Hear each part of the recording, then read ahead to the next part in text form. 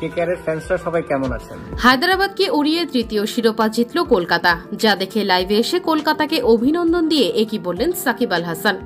দর্শক, রান বন্যার আইপিএল এর ফাইনাল ম্যাচ এমন হবে সেটি বোধহয় অনেক ক্রিকেট ভক্ত কল্পনাও করতে পারেননি।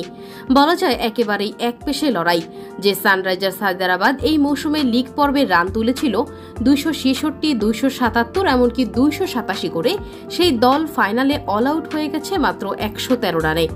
কলকাতা নাইট রাইডার্সের KKR 3 pacer Andre Russell, Mitchell Starc ও হার্ষিত রানার তোপে পুরো ইনিংসও খেলতে পারেননি হায়দ্রাবাদ। অল আউট হয়ে গেছে 9 বল আগেই।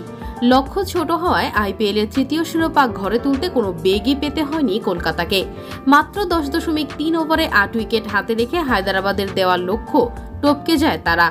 এদিকে হায়দ্রাবাদকে হারিয়ে আইপিএল এর চ্যাম্পিয়ন হওয়ার লাইভে এসে অভিনন্দন জানালেন সাকিব আল হাসান। তিনি বললেন, সবার জন্য শুভকামনা রইল। আপনারা ভালোভাবেই পারফরমেন্স করে কলকাতাকে চ্যাম্পিয়ন করেছেন, তার জন্য মন থেকে অনেক দোয়া রইল।